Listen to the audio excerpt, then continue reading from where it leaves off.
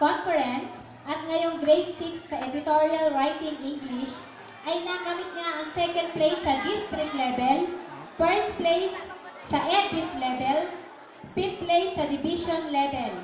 Panlaban din siya sa math at science kung saan nakamit niya ang second place sa district math challenge, third place sa district math competition, at second place sa district science quiz B.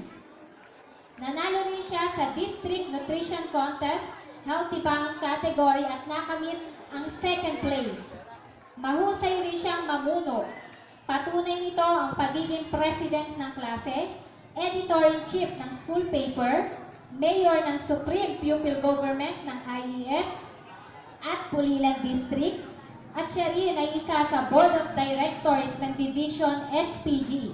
Aktibo rin siyang kasapi ng Girl Scout at nakibahagi sa Girl Scout Overnight Encampment.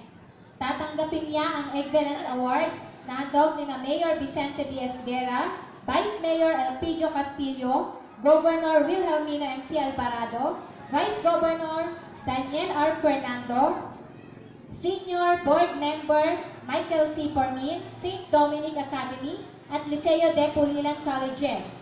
Nakamit niya rin ang Best in English, Best in Math, Best in Science, Leadership Award at Outstanding Pupil Award mula kay Governor Wilhelmino MC Alvarado. Muli, inaanyayahan ko po lahat ng ating mga panauhin sa ating tanghalan para po iabot ang kanyang medalya. Palakpakan po natin muli si Pamela Payne R. Salonga.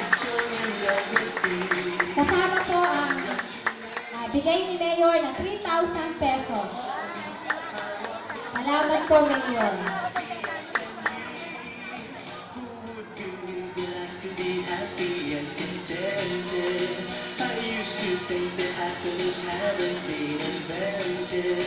But that was in the bad old days before I met you. But when I let you walk into my heart, congratulations and celebrations when I tell everyone that you're in love with me. Congratulations and jubilations. I want the world to know I'm happy as can be. I was afraid that maybe you thought you were above me, that I was only fooling myself because you love me. But then tonight you said